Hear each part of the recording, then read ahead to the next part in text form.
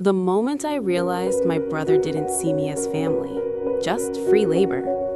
Before starting the story, please subscribe and like the video and listen through end for chill. I said no on a Tuesday. Not a hesitant no, not a maybe if things change. A clean, adult, boundary-setting no. I can't babysit this weekend, I told my brother Mark over the phone while stirring soup on my stove. I already have plans and I'm exhausted. I need the time. There was a pause on the line, the kind that always meant he was deciding whether to hear me or bulldoze straight through. You don't have kids, he finally said. You don't know what tired is. I closed my eyes. I had heard this one before. Mark, I said evenly, that doesn't mean my time isn't valuable. Another pause, then a sigh, heavy and theatrical. Fine, he said, I'll figure something out. I thanked him, hung up, and thought that was the end of it. I was wrong. Mark had 2 kids, Lily, 6, and Noah, 4. They were sweet, loud, curious, and constantly sticky in the way only young children can be. I loved them. That was the problem. For years, Mark and his wife Jenna had treated my love like an unlimited resource. I was the emergency backup, the weekend solution, the just for a few hours that turned into overnight stays and missed plans. At first, I said yes because I wanted to help. Then I said yes because it was expected. Then I said yes because saying no felt like starting a war. But lately, the cost had started to show up in my body. Migraines, anxiety, a constant sense that my life wasn't really mine. I worked full-time, paid my own bills, and lived alone in a small townhouse I'd worked hard to afford. Weekends were the only space I had to breathe. So I started practicing a new word, no. Friday evening arrived quietly. I ordered takeout, folded laundry, and let myself enjoy the rare feeling of having nothing urgent to do. I remember thinking, this is what peace feels like. Around 8:30 p.m., I took a shower. When I came out, my phone had 3 missed calls from Mark and 1 text. Mark, on our way. My stomach dropped. I called him immediately. On your way where? I asked. To you, like it was obvious. Jenna's sister canceled. We'll just drop them for the weekend like usual. No, I said, my heart pounding. Mark, I already told you I can't. It's just 2 nights. You'll survive. I said no. We're already in the car. That's when I realized he'd never intended to figure something out. He'd just waited for the moment when saying no would be inconvenient. At 9:12 p.m., my doorbell rang. I stood frozen in my hallway, staring at the door like it might disappear if I ignored it. The bell rang again. When I finally opened it, Mark was already halfway back to his car. Lily stood on my porch holding a pink backpack. Noah clutched a stuffed dinosaur nearly as big as his torso. Jenna leaned out the passenger window. They ate already, she said quickly. Their pajamas are in the blue bag. We'll pick them up Sunday night. I stepped forward. No, this isn't happening. Mark didn't even turn around. Don't be dramatic, he said. They're your family. Then he got into the car, the engine started, and they drove away. For a moment, I couldn't breathe. The kids looked up at me, confused, excited, unaware that something was wrong. Auntie, Lily asked, are we having pancakes tomorrow? I wanted to scream. Instead, I knelt down and hugged them because they were innocent in all of this. That night, I put them to bed, ordered pizza, and read 3 bedtime stories. I tucked Noah in when he cried for his dad. I lay awake until nearly 3 a.m., staring at the ceiling, my chest tight with anger and disbelief. Not because I had the kids, but because my brother had abandoned them to force my compliance. I called Mark at 7 a.m., straight to voicemail. I texted Jenna, no response. By noon, I'd left 6 messages and sent 1 final text. Me, if you don't come get your children by 5 p.m., I will contact the authorities. This is not a threat. This is a boundary. At 4:47 p.m., my phone rang. You're unbelievable, he snapped. Calling the cops on family? You left your kids on my porch. That's not babysitting, that's abandonment. There was silence. Then, so what, you're punishing them to make a point? No, I replied. I'm protecting myself. They showed up at 6:30 p.m. Jenna stormed past me without a word, grabbing bags and barking orders at the kids. Mark stayed behind. "You embarrassed us. You could have just handled it like always." Something in me finally snapped. I am not your solution. I am not your free childcare. And I am not obligated to clean up your poor planning. They're your niece and nephew. And you're their father, I shot back. Act like it. For the first time in my life, he had no comeback. He just shook his head and left. The family fallout was immediate. My mother called crying, asking why I'd taken things so far. My aunt said I'd traumatized the kids. Mark stopped speaking to me entirely. But something else happened too. I slept better.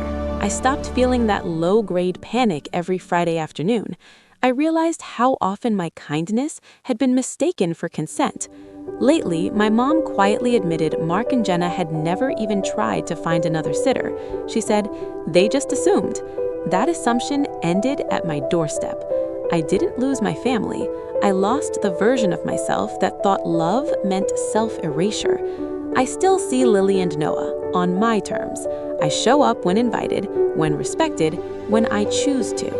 Mark and I speak now, carefully, like people rebuilding after an earthquake. He never apologized, but he never dropped his kids on my door again. And I learned something I wish I'd understood sooner.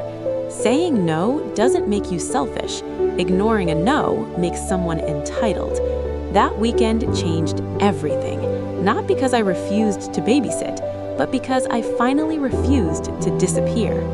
What no one tells you about moments like that weekend is that the real damage doesn't happen while the door is open. It happens after it closes. Sunday night, once the kids were gone and the house was quiet again, I walked through my living room and noticed the small things they'd left behind. A sock under the couch, a crayon mark on the coffee table, fingerprints on the glass door. Evidence of chaos, evidence of trust. I sank on the floor and cried so hard my chest hurt. Not because I had to take care of them, but because I finally understood how little my needs had ever mattered to the people who said they loved me. I wasn't grieving my brother. I was grieving the role I'd been trapped in for years. The reliable one, the flexible one, the one who would bend no matter how far they pushed. The family helper, the emotional shock absorber, the woman who didn't have kids, so clearly didn't need rest. I realized something terrifying. They hadn't seen me as a person, only as available. And availability, once taken for granted, becomes obligation. In the weeks that followed, the silence was louder than any argument. No casual check-ins, no group chats, no "can you just" messages. At first, the quiet felt like punishment. I wondered if this was the price of choosing myself, loneliness dressed up as independence. I questioned everything. I replayed the night over and over, asking myself if I should have just sucked it up just one more time. But every time doubt crept in, my body answered for me. My shoulders weren't tight anymore. I wasn't waking up exhausted.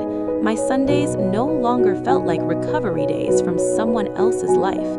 Peace, I learned, can feel unfamiliar when you've never been allowed to have it. One evening, weeks later, my mom admitted something that cracked my heart open. She said, "They said you'd cave," she said quietly. "They always said you would." I laughed, a hollow, broken sound. That was the moment I understood the depth of it. They hadn't misjudged me. They'd counted on my silence. They bet on my guilt. They trusted my fear of conflict more than my self-respect. And I had proven them right until I didn't. I still love Lily and Noah with everything in me, but love no longer means access. When I see them now, I notice how much lighter my heart feels when the visit has a beginning and an end. I can be present instead of resentful. I can laugh instead of counting minutes. I don't save them from their parents' responsibilities anymore. And that hurts because I know they didn't choose any of this. But I also know this. Children learn what love looks like by watching boundaries, not sacrifices that breed resentment. Sometimes, late at night, I still think about that porch, the backpacks, the car pulling away, the moments I realized I was being forced into something I never agreed to. But now, when I think about it, I don't feel rage, I feel clarity. That was the night I stopped negotiating my worth, the night I learned that being kind doesn't mean being disposable, and the night I discovered something powerful and terrifying. When you stop abandoning yourself, some people will leave because they were never staying for you in the first place. But what remains after they go? A life that finally belongs to you. What came after wasn't healing, it was erosion. The kind that doesn't announce itself with screaming fights or slammed doors, but with silence so complete it starts to feel like punishment.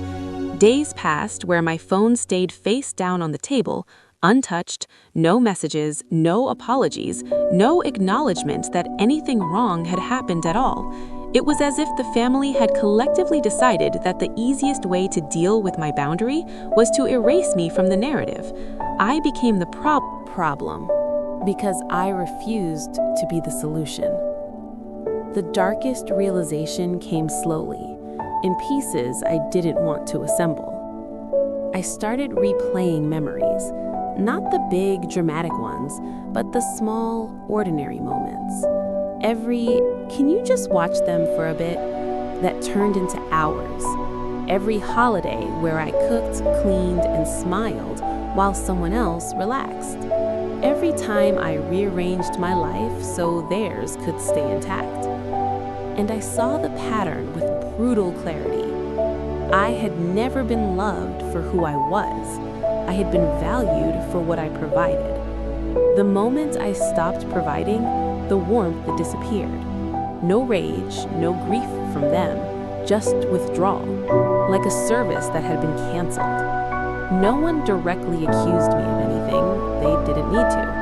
The guilt lived in the pauses, in the way my name stopped being mentioned, in the family photos that no longer included me. It lived in the stories retold at gatherings I wasn't invited to, where I was quietly rewritten as difficult or cold. I imagined how it sounded. She changed. She's selfish now. Something's wrong with her. And maybe, in their eyes, something was. I was no longer useful. At night, the thoughts came heavier. Not, did I do the right thing, but why was it so easy for them to let me go? I lay in bed staring at the ceiling, replaying the moment the car drove away. The children left standing on my porch like luggage. The casualness of it. The confidence that I would absorb the damage quietly like I always had. That image began to infect other memories. I saw myself shrinking in conversations, apologizing for being tired, explaining my no as if it needed justification, and I hated myself for how well I'd trained them to treat me this way. The sadness didn't last. It calcified. I stopped feeling angry, stopped feeling hurt, even stopped feeling surprised. Numbness moved in where grief had been, efficient, quiet, heavy. I attended work, smiled at coworkers, answered emails, but something fundamental had changed. A belief I didn't even know I'd held, that family, no matter what, would choose me, had died. And death, once accepted, changes the air in a room. Sometimes I thought about Lily and Noah, and the guilt twisted deeper, not because I'd failed them, but because I'd been used through them. They were the leverage, the emotional weapon, the unspoken threat. If you say no, you're hurting them. That realization poisoned even my fondest memories. Love, when used as a tool, becomes something unrecognizable. Weeks later, I understood the darkest truth of all. They didn't miss me. They missed my absence only when it created inconvenience. My silence wasn't painful to them, it was practical. And that knowledge stripped something raw inside my chest. Not every loss is loud. Some are quiet, surgical, and final. I didn't emerge stronger. I emerged colder, more careful, less willing to explain myself. The part of me that overextended, over-apologized, over-loved, that part didn't survive. And maybe that was necessary. Because sometimes the only way to stop being used is to become unavailable to the people who benefited from your exhaustion. That weekend didn't just end a pattern, it exposed one. And once you see the truth that clearly, you can never go back to the version of yourself who believed love would protect you. What hurt the most wasn't what they did, it was what it forced me to finally feel. There's a particular kind of pain that comes when you realize you were never arguing about a weekend. You were arguing about your right to exist without being useful, about whether your presence alone was enough, or whether it only mattered when it made someone else's life easier. And that realization settled in my chest like a slow ache that wouldn't leave.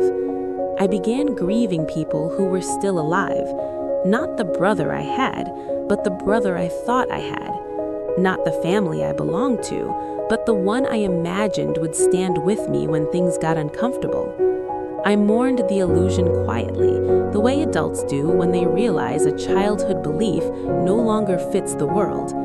There were no tears at first, just a constant heaviness, like carrying something invisible that everyone else pretended not to see. I would catch myself reaching for my phone to share something small, a funny thought, a bad day, a moment of loneliness, and then remember there was no one on the other end who actually wanted me, only what I could give. That kind of loneliness is sharper than being alone. Even after everything, shame followed me. Shame for not being the bigger person. Shame for letting it get this far. Shame for needing rest at all. I replayed conversations in my head, wondering how I could have phrased things differently, softer, kinder, as if there were words gentle enough to make someone respect a boundary they never intended to honor. It took time to understand something painful but freeing. I wasn't bad at explaining myself, they were skilled at ignoring me. I started to see how conditional everything had been. Affection came when I said yes, silence came when I said no. That pattern didn't just hurt, it rewired how I saw love. It made me question whether closeness always came with a cost, whether care was something you had to earn by disappearing. Some nights I wondered if I'd ever feel safe being needed again, or if need itself had become something I feared. The emotional breaking points weren't dramatic, they were small.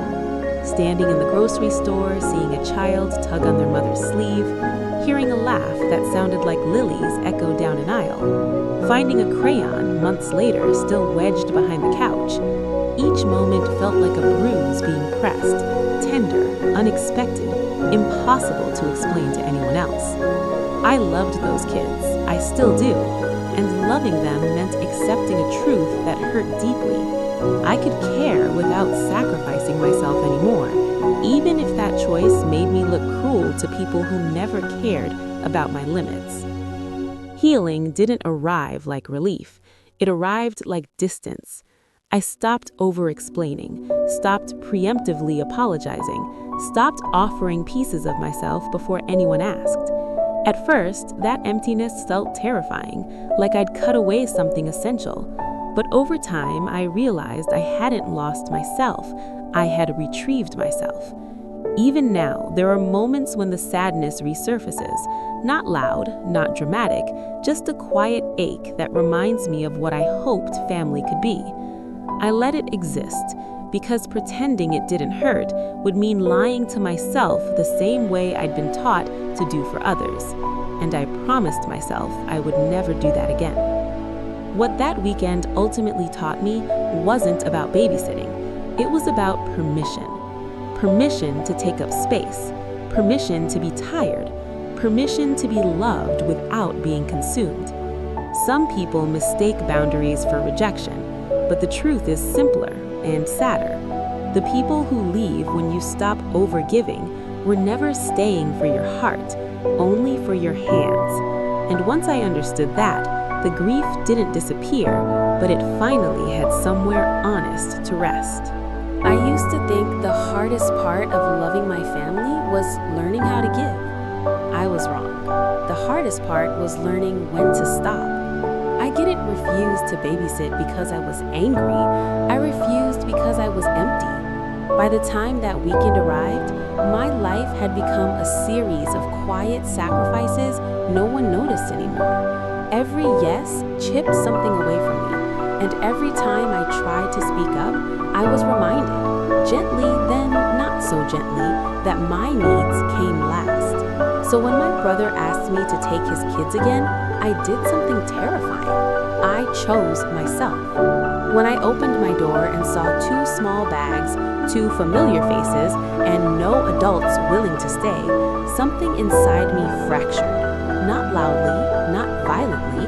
It broke the way trust breaks, clean, silent, and irreversible. My brother didn't argue. He didn't ask. He didn't even look back. He left his children on my porch, certain I would absorb the damage the way I always had. And in that moment, I realized I wasn't being asked for help. I wasn't their sister. I was their backup plan, the emotional safety net stretched thin beneath everyone else's choices. The woman who didn't have children, so clearly didn't deserve rest. The one who could be relied on to disappear quietly so others could stay comfortable. I had confused love with availability, and they had let me. Tucking Lily into bed that night, listening to Noah whisper that he missed his dad, something twisted painfully in my chest. Because loving them was never the problem, being used through them was. Their innocence became the leverage, their needs became the weapon, and I was expected to comply, not out of kindness, but out of guilt. No one tells you how heavy that kind of love becomes when it's exploited. When I finally drew a line, the punishment wasn't shouting, it was absence. Messages stopped, invitations vanished. My name was spoken only in cautionary tones, the sister who changed, who made things difficult. But I hadn't changed. I had just stopped bleeding quietly. I didn't just lose access to my niece and nephew for a while. I lost the fantasy that love alone would protect me, that family would choose understanding over convenience, that I wouldn't have to earn my place by overextending myself. That loss hurt more than the conflict itself, because you can forgive behavior, but you can't unsee indifference.